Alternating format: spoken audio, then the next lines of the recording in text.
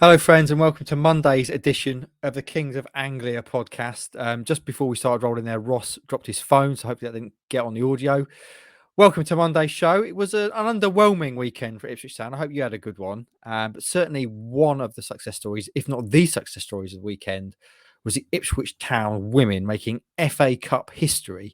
And that's how we're going to start the show this week. After I've done my usual intro, I am Mark Heath. I'm your host. With me, two kings today.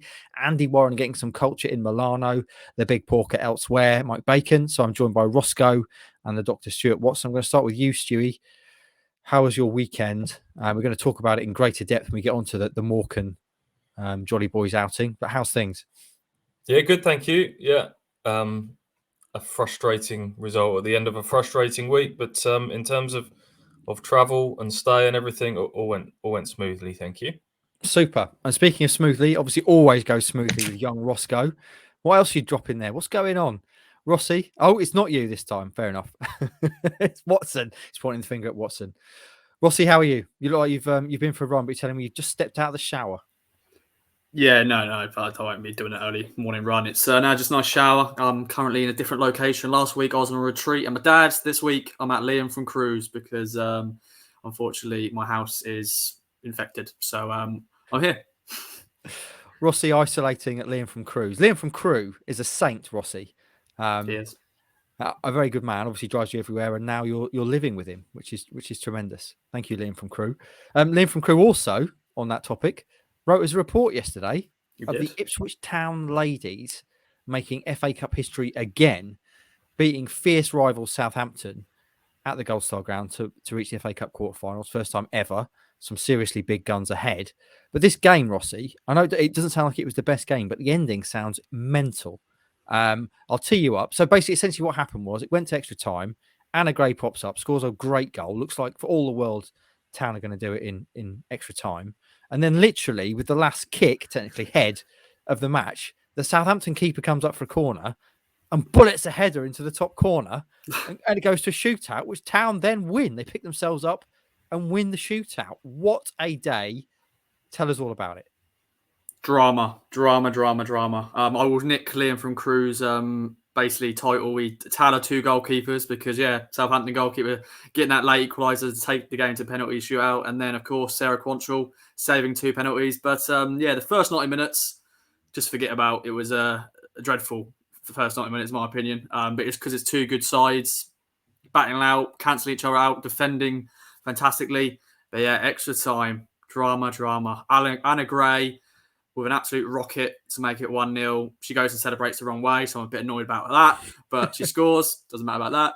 And then, out of nowhere, they got a corner late on Southampton, and you see the goalkeeper go up, and you're like, in a way, like a neutral, they're going like, come on then, let's see the goalkeeper score. And then she actually does it, and you're like, oh my God, unbelievable scenes for Southampton. And you just thought, wow, a moment that will be in memories for that Southampton goalkeeper. But then penalty shootout, we're the queens of the penalty shootout because we scored our 4 penalties and quarterfinals, baby. Incredible character though, Ross, because I mean I was trying to follow the game on Twitter. Also, Fabio Wardley was fighting last night, so I was trying to be across both things as well as doing the usual kind of Sunday shift. And it was certainly on Twitter, it sounded like it was all over. People were already talking about making sure they get the celebration pictures online and on social media. And then I refreshed and it was 1-1. So literally for the last kick of the game, or head, as I say, technically, to then have to pick yourself up from the crushing heartbreak of feeling like it's been snatched away from you, to go into the lottery, as you have to say, of a penalty shootout, and to then win that. Incredible character shown from the girls. Definitely. Of course, we've got such a young squad as well. And the first 2 penalties were 2 youngsters. I think both of them are only 17. So for them to step up and take the first 2 is great character. And to concede a late equaliser when you think you're now through to the quarterfinals, and then heartbreak seeing a goalkeeper score against you. Yeah. And also their player for the corner, she slipped and somehow it went in, and the goalkeeper, she's a tall keeper to be fair, and she got the header on there. I think if sadly Natasha Thomas and Lucy Egan, they had to be subbed off because of injuries. I think they may have picked up the goalkeeper because they're a bit taller than the other players. But it's just one of those things. But a Town team that could win a cup tie and quarterfinals, eh? Before we go on to the draw, What about the day as a whole yesterday? Because it was a record crowd, 1,160 plus, I think it was there. And by the sound of it, one hell of an atmosphere as well.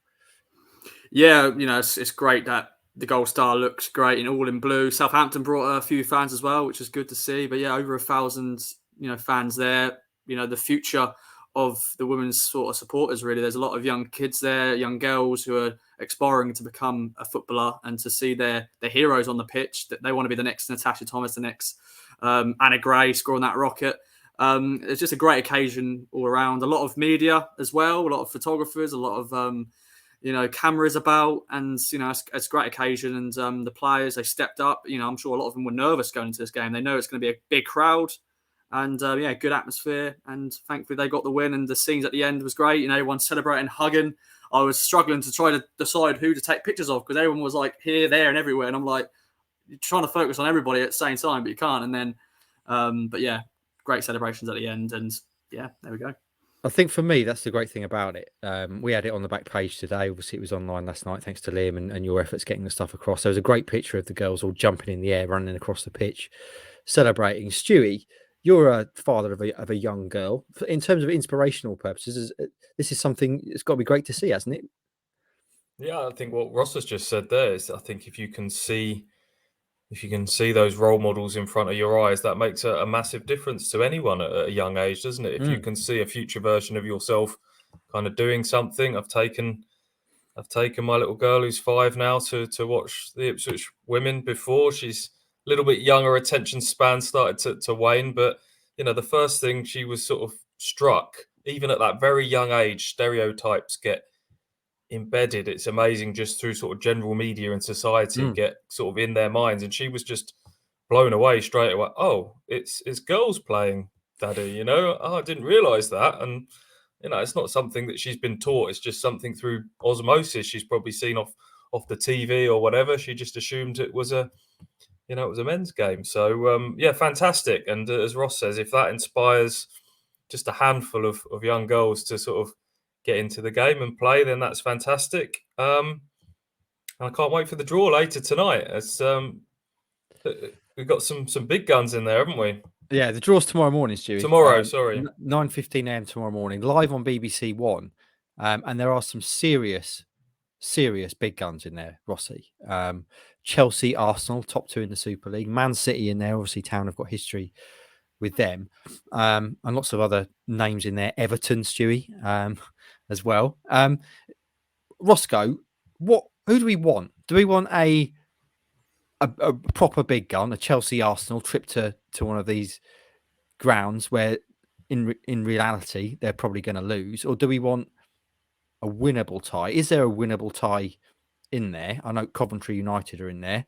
How far above are we looking in terms of the gap between the ladies and the sides that are left? I think we're in a different position to when we played Man City a couple of years ago in the last 16, because I think we had such a young squad. Of course, Coventry is probably a team we'll probably be looking at if we want to progress to the semi-finals of an FA Cup. That will be a tie that we'll be looking at.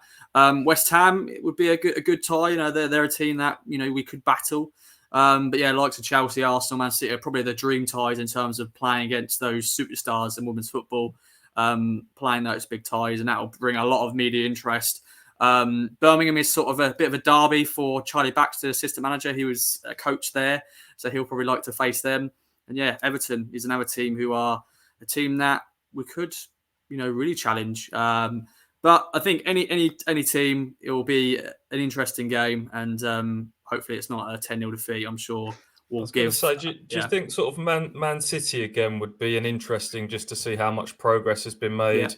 Yeah. When remind me what year that was, the Man City game? 2019. 2019. So it'd be interesting to see sort of how much progress has been made in the last 2-3 years from a 10-0 defeat. Just how big a strides Ipswich Town ladies have made. So yeah, fantastic story that. Are you going to jump on the quarterfinals, Stewie? Are you going to say, "Excuse me, I'm the chief football writer. I'll be covering these games." No, this is very much Ross's patch, and there's people that follow the ladies week in, week out. So it's only right that they continue to follow this incredible story. Well, unless they get to Wembley, Stu.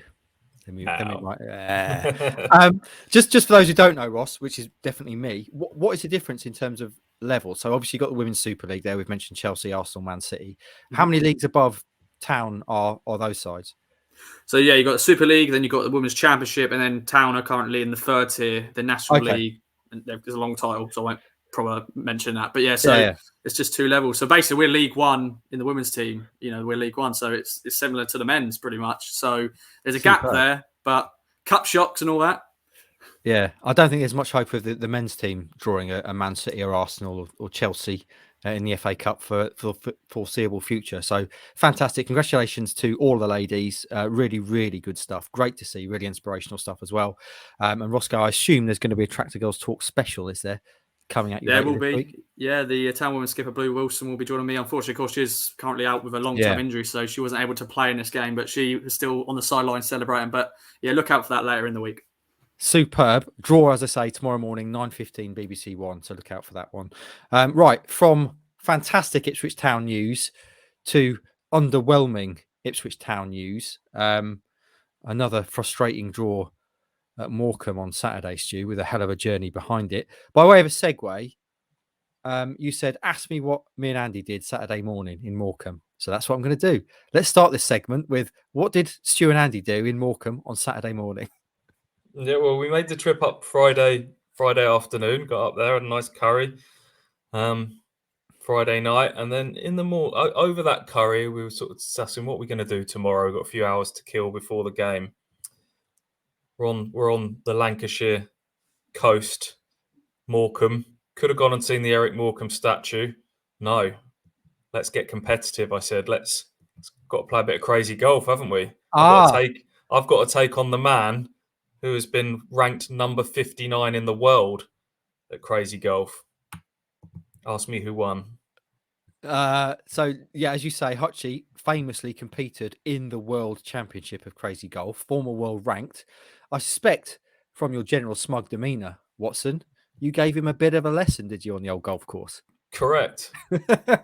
Correct. Got off to a very early lead. Conditions weren't great on the course. We did have to queue in the cafe for a considerable period of time to get our clubs. We had to wait for people to order their coffees and things like that. Once we got out there was a lot of debris on the course. There was a large family in front of us that weren't making for sort of the pace of play particularly fast. And I think all of this got into Andy's head, ultimately. He had one putt that hit a twig and sort of diverted past the hole. I got an early lead and I didn't let it up. I believe I won by 3 or 4 holes in the end. It was Wow. quite the comprehensive win. And what was there a key turning point? What kind of obstacles are we talking on these holes? There was a bit of pipe action involved. There was no windmills. It wasn't the most thematic of crazy golf courses. Fairly basic, but a win's a win. So just don't mention it to him. He's fine with it. And Roscoe, I think you did. Well, you obviously weren't involved in the crazy golf tournament, which sounds like it was quite the sporting occasion. But did I not see a picture on social media of you at the statue in Morecambe? Yeah. One of Morecambe's most famous sons. You went off with Liam, didn't you? Yeah, I travelled out with Liam from Crew and Paul, who Patchy calls basically Liam's twin. They look like each other and they're both Northern, but they're not brothers. But yeah, I went and saw the Morecambe bloke. That's what I quoted him as. The Morecambe bloke. Morecambe bloke. But yeah, statue, yeah. He's got a top hat on, I think, and he does his leg up in the air or whatever. But yeah, it was a statue. But yeah. Is Eric Morecambe from Morecambe, Stuart? I never knew this. I believe so. I also wasn't aware of this. There we go. Yeah. So Stu's better at crazy golf than Hutchie, and Roscoe was underwhelmed with the statue of one of our greatest comedians at Morecambe. You're also underwhelmed by way of another segue into this game, Roscoe. You were telling us on last week's show how highly rated the pies are at Morecambe. I asked for a review. I've got to say it was half-hearted review effort. Rossi, it's part of your intro to game day. You bit into one and then went, "Yeah, it's all right." You didn't even say what sort of pie it was. But I'm led to believe from yourself and others that they weren't that impressive. No, I was trying my best not to talk with my mouth open, eating and stuff. I didn't really think this through when I was doing this intro. Maybe I should have. Yeah. It was just dry. I think we did get offered like mushy peas with the pie, but I just didn't think that would be too messy for when I needed to go out on pitch side and stuff. But I was a bit underwhelmed by it. I actually didn't finish it. Actually, I didn't actually eat it all. What did you have? Did you have the sports pie? I don't think they were actually about anymore. I don't know if they must have stopped doing that. I had a beef and potato pie, and it was just dry and a bit underwhelmed by it. But there we go. Watto, any thoughts on the pies? You've made the error of not getting the mushy peas. I think that's what made it. I know it's split opinion. I put a picture on Twitter pre-match, but that felt like a proper bit of northern pre-match football food. That pie, gravy, mushy peas. No, I was having that. I enjoyed it. Excellent. What you didn't enjoy, Stu, and now we have to talk about it. Unfortunately, we've talked enough around it. Got to talk about the game. Got to talk about the game itself. Ipswich Town at one point were on the very brink of defeat at Morecambe. Came away with a draw, which is obviously not really what they need at this stage of the season. Another frustrating game, a very frustrating week. Kieran McKenna said after the game. Stewie, do you share that emotion? Yeah, frustrating, disappointment. Felt like a real sort of deflating week at the end of it. But it was Cheltenham from Tuesday night all over again. Absolutely dominated the first half, created a ton of chances, didn't take any of them. And when a game gets in like that, such a one-sided game reaches half-time 0-0, you always fear that the opposition won't be as bad. They'll get to grips with things a bit more tactically. Maybe the intensity will drop off from an Ipswich point of view. And it will be one of those days, inverted commas, and that's ultimately what proved to be the case. But just like against Cheltenham, if Wes Burns scores that early chance, far post volley, I think Ipswich, the floodgates would have opened and Ipswich would have gone to win on comfortably. Exactly the same in this match. Macaulay Bonne has missed couple of very big chances, headers at the far post. The first one was the biggest sitter out of the two, and I wrote in the preview to this one that an informed striker is looks to be the missing ingredient for Ipswich Town at the moment. Everything else is looking good in terms of the way they're bossing possession, dominating games, creating chances. Just not been clinical enough in the last couple of games, and yes, it's starting to feel like that playoff dream is just starting to slip away again. That was a damaging week in terms of 2 points from those two games. Rossi, obviously you were pitch side post pie. What did you make of it from your privileged pitch side position? Frustrating. Didn't take our chances once again. My boy Macaulay Bonne. It's got to be scoring one of those chances. I thought the first chance, it was actually in, but it hit the side netting. Their keeper, I'm going to quote Sam Morsey here, best game of his life. Of course, he got man of the match, Trevor Carson. But yeah, just frustrating. And yeah, if we did score that early goal, I'm sure it would have showered of goals. But it didn't, sadly. Stewie, obviously we've talked about Town being pretty solid at the back. Obviously, they didn't set the record in terms of clean sheets consecutively in this game, but they did set a record for a number of minutes with a clean sheet kept. Excuse me, famous slip. So our Town they're still obviously creating chances, aren't they? And it's literally just not the clinical side of things that they're lacking, which is unbelievable to say after earlier in the season they were scoring goals for fun. Yeah, well, I mean, the conversation in that early start of the season was, well, they're guaranteed to score goals galore in this side. That's a given. It's just whether they can, stop throwing away leads and conceding, and now that's kind of flipped on its head. It's when you're not creating chances that you worry, and Ipswich have created loads in the last couple of games. They just haven't taken them, but for it to happen 2 games in a row is makes it all the more frustrating. But in terms of performances, these last 2 games has been absolutely nothing wrong with those performances at all. Still averaging close to 600 passes a game. I know people will go, possession doesn't mean anything. You can have all of the ball. It's what you do with it. They're not just knocking it about the back three, and it's not possession for possession's sake. They are making chances, just not taking them. It's as simple as that. And it wasn't just, I mean, Bonn missed the biggest two, but Norwood had a really good chance inside the box. Aluko's had a couple of decent openings inside the box, blocked. Even in the second half, when Ipswich kind of went off the boil and Morecambe came back into it, there's still opportunities to win it. Burns gets the equaliser and almost snatched it at the death when Janoy Donatian got on the end of a cross. I think the ball came off of his chest. I haven't seen it back, but inside the 6-yard box, straight at the goalkeeper, either side, and it's in. And you go in, great spirit, kept going to the death, 2 late goals, and the whole mood would be different. But I think Kieran McKenna, we know he's very sort of methodical and logical and calm and considered. He will go away, and once the disappointment and the frustration sort of fades and he really sort of analyses that, I think he'll feel really positive about what these last 2 performances mean for the medium to long term. But it's just, as we've said, the margin for error was so small, but it won't be because of these 2 games that Ipswich don't make the top 6 if it doesn't happen. The damage was done earlier in the season, and they were just left chasing their tail, weren't they? How much of an issue in this lack of ability to score? It sounds like, I mean, obviously they are still creating chances, but set pieces is something we've talked about before on here. Town just not really being able to offer any sort of threat from set pieces, Stewie, which is always something that's nice to have up your sleeve, isn't it? If you're struggling to get a goal in a game, how much is that an issue for you? That was probably my biggest frustration from the game on Saturday. George Edmondson, after the Cheltenham game, came in and talked about on those sort of games where it's just not happening for you and chances come. Set pieces can kind of dig you out of jail. They can drag you through on certain days.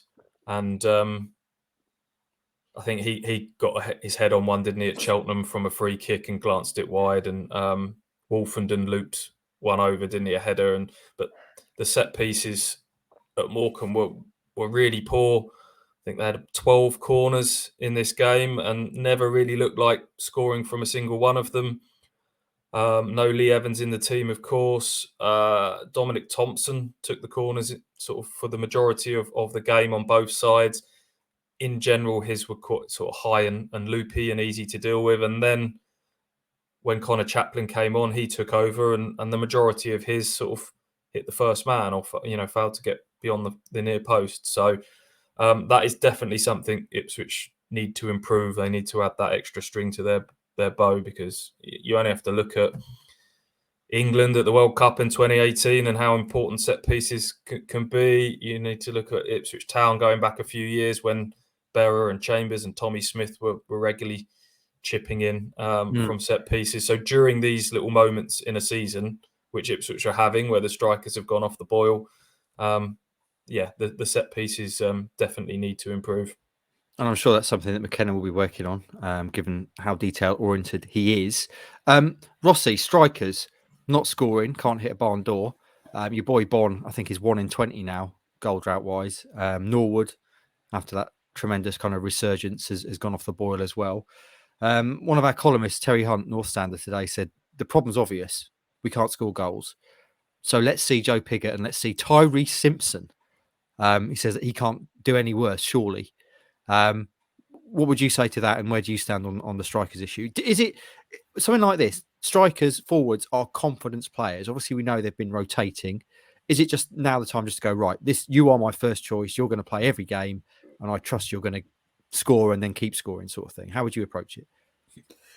Well, the Tyree Simpson situation is one of those. It's strange. He's playing for the under-23s today, and they're playing Playford Road. Joe Pigott is just an interesting one. He's scored at this level before, but just maybe the shape, the team, it doesn't suit him. But yeah, as Stu said, we're creating chances. We have 22 shots on target in this goal, 22 shots on goal, 72% of possession. 1 week we will batter a team, hopefully, and we'll take these chances. But yeah, just unfortunately, Macaulay Bonn is just really, really out of form. James Norwood is at 1 goal or no goals out of 9 games. Caden Jackson's come out of nowhere. unfortunately, we just don't have that prolific striker that really will put us into that next level in this league. Because you look at Morecambe, they're in the bottom 4, but they've got Cole Stockton, who's got 21 goals this season. Wes Burns has scored 10 goals. Macaulay Bonne, of course, had that amazing start to the season, but 1 goal in 20 games is not good for a striker. And you can probably see with his misses, it's probably because he's affected by that. He what's looked. your question? Macaulay Bonne's head didn't look in a good place to me during that second half. He looked like a man who is, just confidence is low. He's obviously not getting the same run in the side that he had earlier in the season. There was a moment where he got booked for a pretty sort of routine soft coming together for a foul, and then he turned and let a real volley of frustration out in towards the linesman.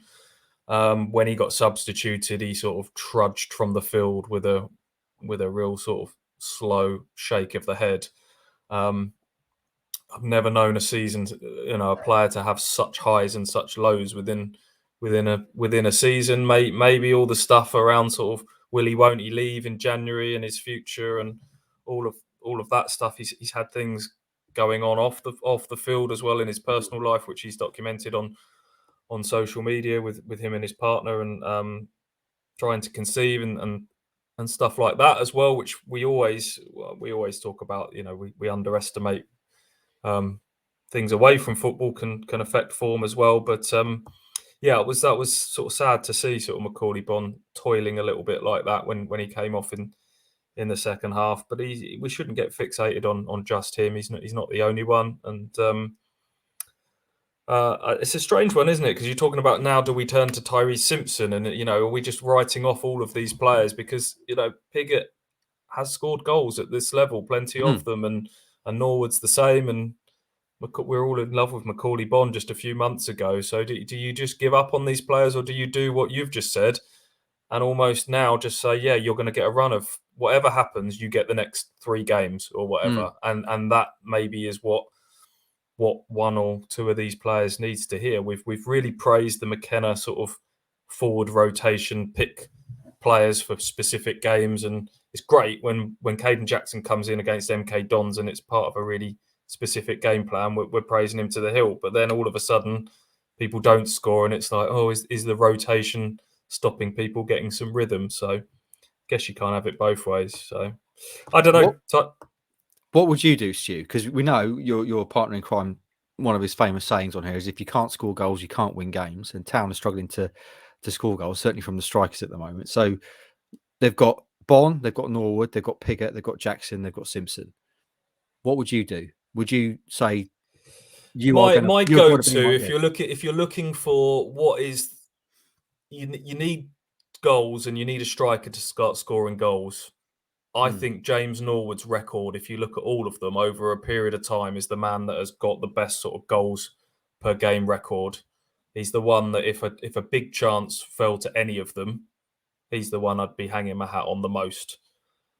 And I think you want to get him in a position where he's going to get those chances. He played on Saturday, but it was back to being that sort of left-sided type role. If you look at his touches, not many of them were in the box. Would I back him to take one of those chances that sort of fell for Macaulay Bonne? Yes, I would. Maybe I'm being a bit unfair there, but get James Norwood on the end of the chances. I think he's the man that's most likely to hit the goal trail again for Ipswich Town. Agree with that, Rossi? I know you've obviously got a fondness and a history with your boy Macaulay Bonne, but is it time to go Norwood? But then Norwood's, no goal in 9 games. But then who else is left? I don't feel Joe Piggott, if he starts, I don't think he's going to go and fire us goals. He's going to be lacking of confidence. But I think we've got to pick someone at some point. And Jane Norwood, as Stu said, he is proven at this level. He can score goals. And maybe, if he had one of those Macaulay Bonne chances, he may have scored it. Definitely maybe one of the headed chances, because Norwood has scored a few headers in his time. But I think, McKenna needs to make a decision soon just to pick that striker and go, I'm going to lead with you. Score me the goals, please. Or bring in maybe a player I know, like Connor Chaplin has played up front before. So I guess maybe a shout. Something left field. He's certainly not above doing that, is he, McKenna? He likes to surprise people, perhaps.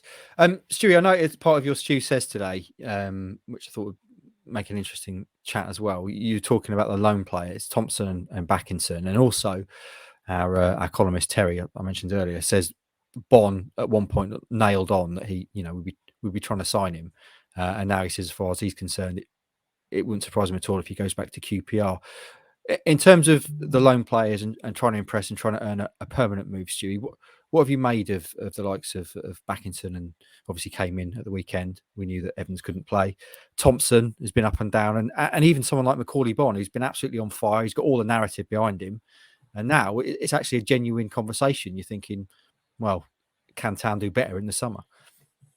Yeah, we're having this discussion on the way home and just saying how many of these players will look to be the core of McKenna's team for next season, because season's not done yet, but it won't be long before we're starting to have conversations about next season, and you're looking at it and there's a core of players there, but none of those front players are guaranteed to be here next season. Bond's loan expires.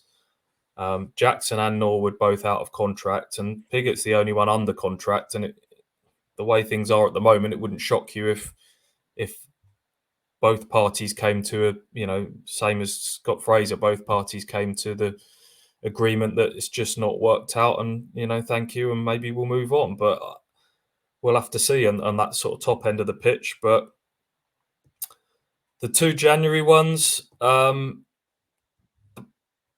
Backinson, the way I described his performance on Saturday was that he made the difficult things look easy. There was a couple of really well-weighted, clipped crosses from sort of just outside the box that found men, and played some really, really good sort of through passes, but then made the easy stuff look hard. He just got a bit sloppy and he gets a bit complacent, and he's a bit easy-osy, lackadaisical, and that's really frustrating. And I guess that's ultimately why Bristol City have loaned him out, to kind of round off those raw edges a little bit.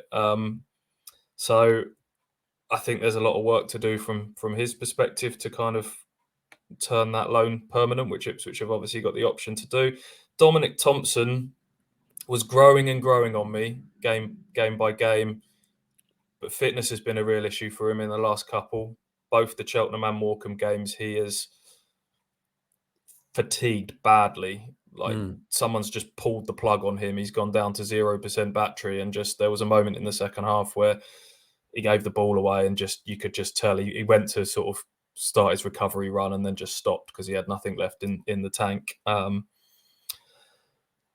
It was him who gave the ball away for the goal in the start of that sloppy second half. And he's not, maybe it's difficult because he's going to get comparisons to Wes Burns playing on that opposite side. And there's not many players that can play that wing back role in such an attacking manner as Wes Burns. I think he's more of a left back than a left winger, put it that way. So I'm more keen on Thompson than I am Backinson thus far, over the small example size that we've had. Yeah, Rossi, Stu used the term, I think in your Stu says, saying that Thompson is a left back, basically playing at left wing back.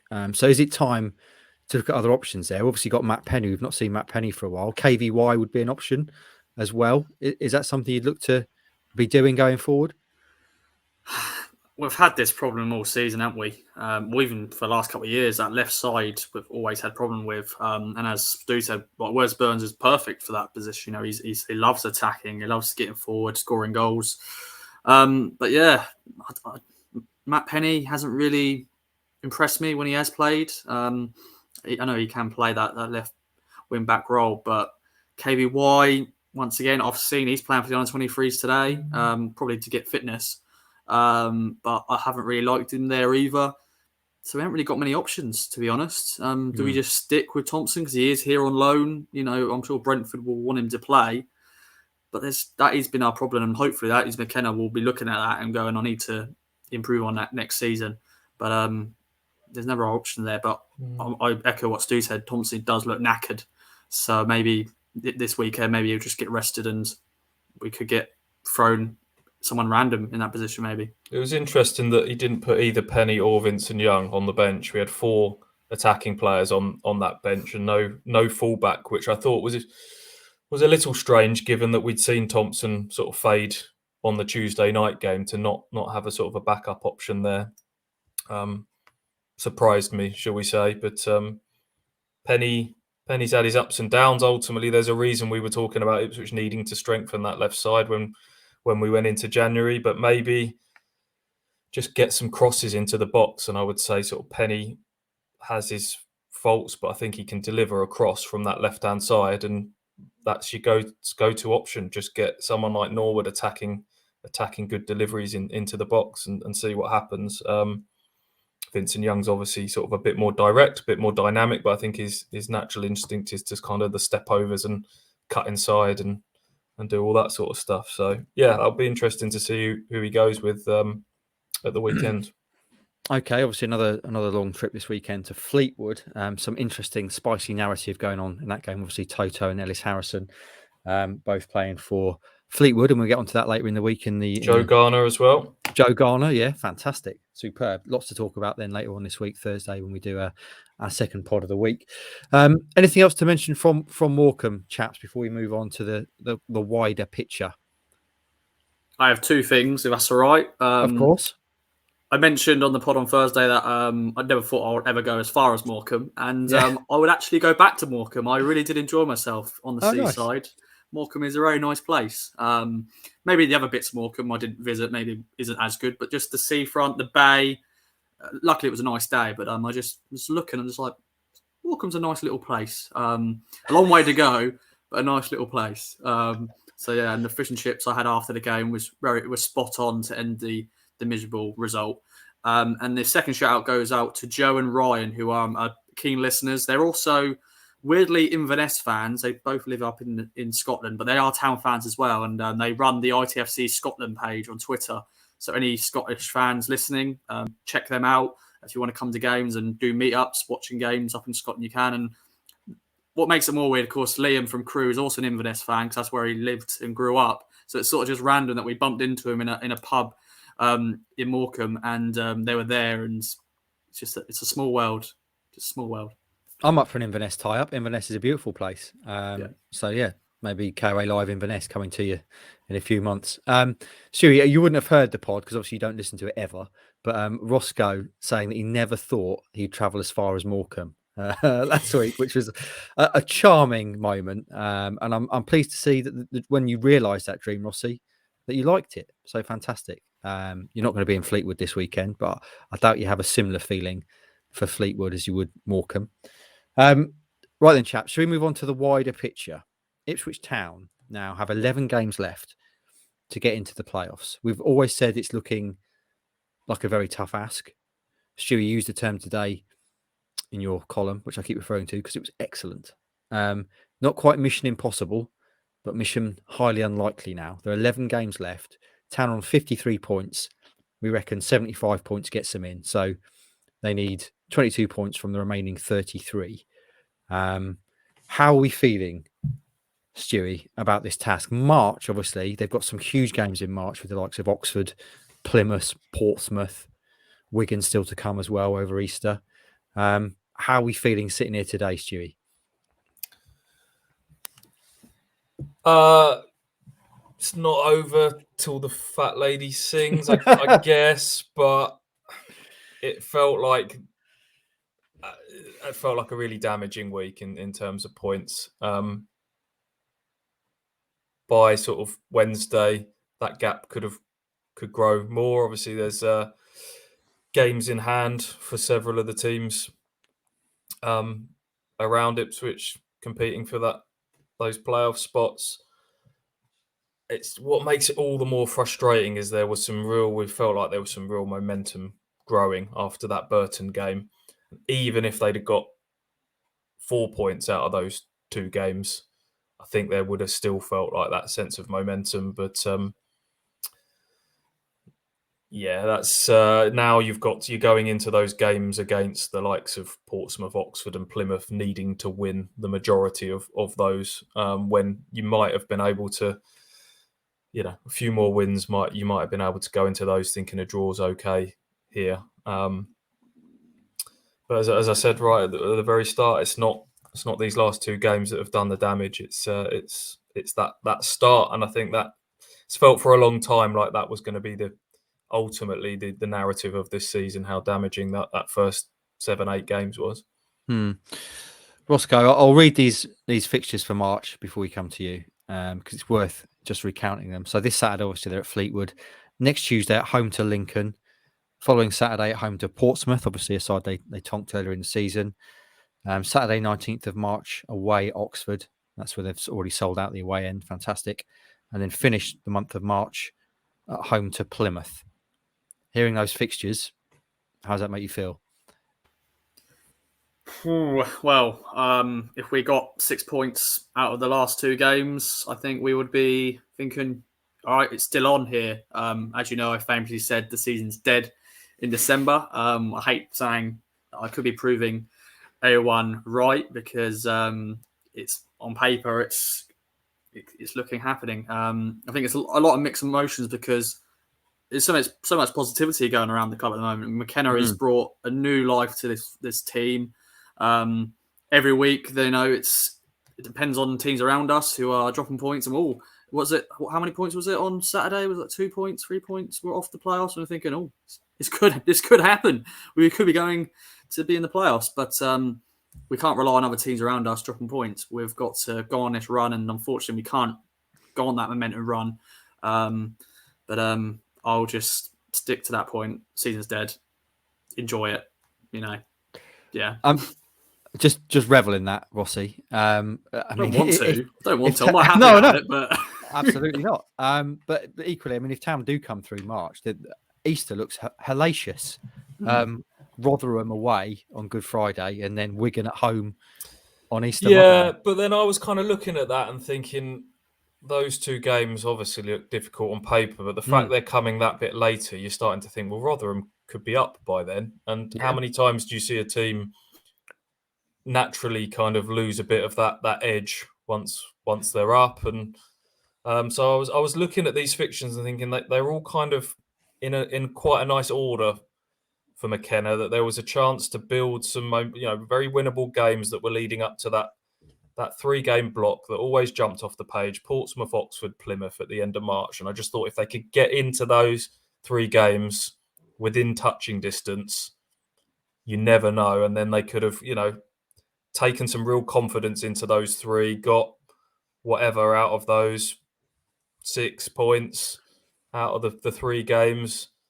And then come Easter, like I say, Rotherham, Wigan might be away, and you don't know. So that's what makes the last week so frustrating, because I hope that we don't look back on that and just thinking, what if they'd have taken some of those chances in those 2 games. But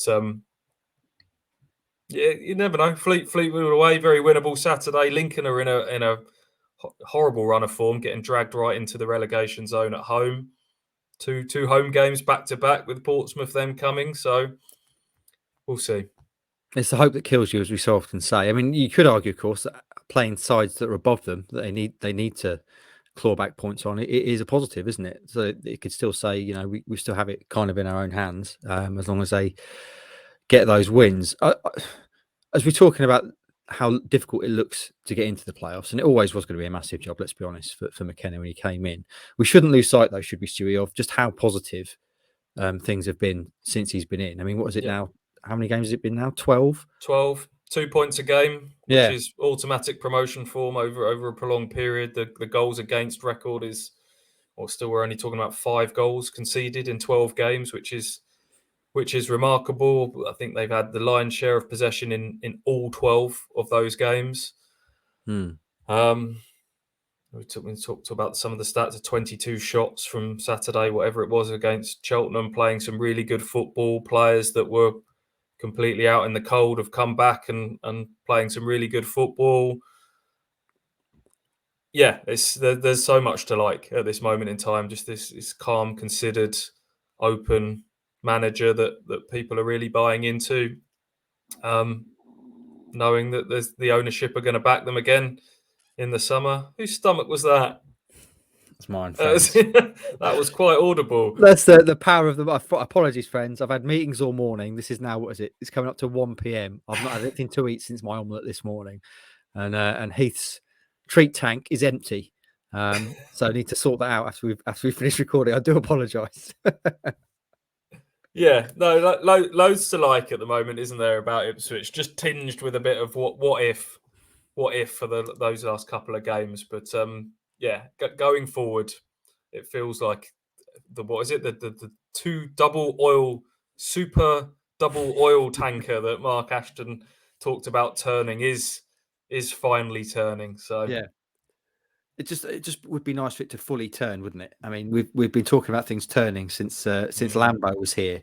There always seems to be positivity. There's always a bit of something else happening that's just not quite there. Rossi, how are you feeling about things under McKenna? Yes, it looks like we're not going to make the playoffs potentially, but the club is going in the right direction, isn't it? You can't argue that. Yeah, I think a lot of fans are proud to support their football club again. Definitely the community feel. The stadium is now looking very pretty because it's all been, painted and all that. And, on the pitch, okay, they're not getting the results and not taking those chances, but Kieran McKenna's just changed everything, and it's just encouraged for next season. And we've got a project here. We've got players. We've got a spine of a team. Walton in goal, Edmondson, Wolfie, Morsey. Hopefully they do stay. You never know. There could be interest from championship clubs if they're still in League One. But everything to just be positivity, as you said. There's always positivity at the club, and then also a bit negative there. Normally on the pitch or something else going on in the background. But I'm encouraged by McKenna, and I'm still happy that we've got our club back. Yeah, it always seems we've got. Yeah, that's great, but doesn't it with Town? So we will see. Certainly, loads to be positive about. It would be nice to get right in there, wouldn't it, Stu, in this final couple of months? Have something to really cling to. Yeah, just whatever happens in terms of where they finish, just carry on like they have these last 12 games. Finish it off. If they finish short, they finish short. But I think everyone will be so excited, and we'll be counting down the days over the summer, watching what McKenna does in his first summer transfer window with interest. And I think Ipswich will be going into next season as one of the favourites, even though the names of the teams that will be in this division won't get any easier. I just got a feeling, when we've done these pre-season chats, it's felt like we've had to kind of talk ourselves into it when we're doing where will Ipswich, well, they might be fourth or fifth and maybe, and did we truly believe it? I think there'll be some genuine belief that Ipswich Town can be a real force to be reckoned with next season. Famous last words, but it feels like something is growing here. Yeah, I reckon day after all the playoffs are done and the odds come out for the next season, I reckon Town are going to be second favourites for League One. Watch this space. Very, very exciting. That seems a good place to end it on a positive note after a frustrating week. Boys, anything else to talk about? Stu, you've got anything else you want to mention? Get off your chest? Anything you want to say now your partner in crime's not around? No, I don't think so. No, we didn't see Tyson Fury. We looked out for him for you, so we could do Ross's little fist pose next to him. But he's obviously in lockdown blackout mode for the big fight, isn't he? We saw lots of the inspirational quotes on telephone boxes and things around the place. But then I came home and told the wife I'd been to Morecambe, and she was more interested if I'd bumped into the Have you seen that program, the show, the Britain's Biggest Family, that have got like 1 million kids? They live in Morecambe. That's what she was more interested in, but didn't see them either. Lots of interesting things to pull one to Morecambe. Rossi, have you got anything else you want to mention? Anyone you want to shout out? Anyone come up to you and ask for a picture, or just said generally they love you this week? I don't know his name, but he was a guy who held the camera for me because it normally takes me a few takes. Liam from Crew did the first take, and then he went off and got himself a pie. And then I thought I didn't like that first intro, so I thought. And then luckily some listeners came over and they sort of held it for me. And I think I did it in my fifth go. I think there's someone put a video up on Twitter saying Ross is not having this pie, and also this is his fourth take. But so shout out to those. Sorry I didn't get your name, but thanks for doing that. Can we get a bloopers reel at some stage? Please tell me you've kept all of these outtakes. No, I have to keep. I have to keep them for the time being. Now I'll keep, the Fleetwood one, because there's one of the takes is I didn't realise like all the players are behind me doing their warm up. I looked, I went, oh, so that'll be one of the takes we'll have to use, because they're all behind me. They must be thinking, who the hell? What's this bloke doing with a pie in his hand and talking to his camera? But yeah, there we go. Perfect end of season content, that is, Rossi. I love the fact that you're such a big deal now. You literally just summon people. Don't need to know your name, mate. Just hold this camera. I'm gonna talk into it. I'm the star. I'm Roscoe. On you go. So I also, of course, have noted as well, Stewie, that you've been getting called into selfies outside games and stuff. Fantastic. Great to see more of those, please. Yet to see an inflatable Stuart Watson, Andy Warren, or Ross Halls in the crowd, but there's still 11 games left to get that done. Right then, friends, that's been this week's podcast. We'll try and finish on a positive. Just a usual reminder to support our sponsors, Manscaped. Use the code KOA at manscaped.com for 20% off and free delivery, and also support us across all our social medias. Kings of Angler on YouTube, which we're really trying to push at the moment, Instagram, Facebook, and Twitter. So there you go. First podcast of the week is in the books. Some tremendous news from Ipswich Town women. Look out for that draw tomorrow morning, 9:15 a.m. Tuesday morning. We'll find out who they play in the next round. And we'll be back later on this week to look ahead to that trip to Fleetwood. Have a great start to the week, and we'll speak to you next time.